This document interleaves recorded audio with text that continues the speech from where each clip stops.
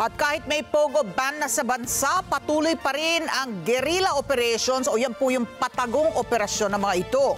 Ayon po sa isang senador, ang bagong modus ng mga pogo ngayon para makapag-recruit ng scammers ay sa pamamagitan ng travel ads sa social media.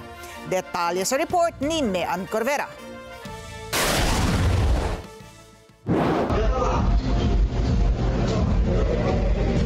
Nagpapatuloy pa rin umano ang guerrilla operations ng mga nasa likod ng Pogo operations sa Pilipinas. Yan ay kahit pa may utos si Pangulong Bongbong Marcos ng tuluyang pagban sa Pogo sa bansa. Ayon kay Senador Riza Hontiveros, nag-divert na ang mga Pogo sa mga travel ads sa pamamagitan ng social media. Kapag kumagat ang mga biktima, nire-recruit ang mga ito para pumasok sa iba't ibang uri ng mga scam. Katunayan, ayon sa senador, may 12 Pinoy ngayon ang nabiktima at nakarating sa Myanmar na naghihintay para ma-rescue ng mga otoridad. Of course, mahirap maging completely pogo-free agad kasi at least 9 years na sila o 8 years sila nandito mula ng panahon ni Duterte. Pero mahirap man, we can put and we should put an end to them. Diba? Inanunsyo yung ban sa kanila, SONA pa, Hulyo pa, more than half a year ago. Nailabas na namin yung committee report ng Senate Committee on Women, Children, Family Relations, and Gender Equality.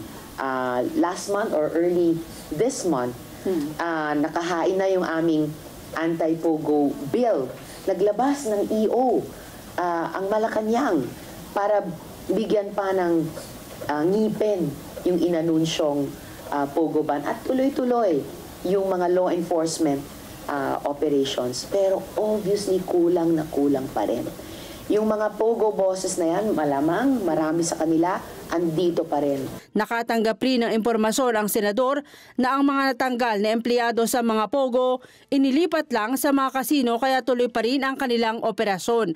Sabi ng mambabatas, kailangan talagang ipasa ang batas para sa tuluyang pagbuwag sa mga pogo at magpataw ng mas mabigat na parusa laban sa mga opisyal at empleyado ng gobyerno na tutulong para sila ay makapag-operate sa Pilipinas. These money laundering activities. Isa sa tinukoy nito si Sual Pangasinan Mayor Criseldo Calugay na tumulong umano kay Go Waping alias Alice Go para makatakas at makapagpanotaryo ng mga dokumento.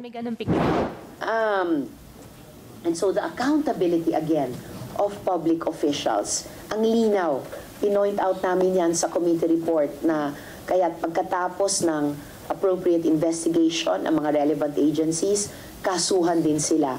Kasama si Mayor Criseldo Calugay ng Sual dahil nabunyag ng mga hearings namin na yung staff niya ang mismong nagpapirma doon o nagpanotaryo doon sa affidavit ni Go Waping na yon. At ibig sabihin, ganyang kalala, financially as well, internationally as well, yung dinalang mga problema ng pogo dito sa...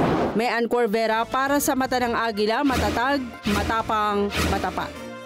Maraming salamat sa inyo pong pagsubaybay sa Mata ng Agila Primetime. Para malaman ang matatag, matapang at matapat na mga balita, i-follow lamang at mag-subscribe sa AtNet25 TV.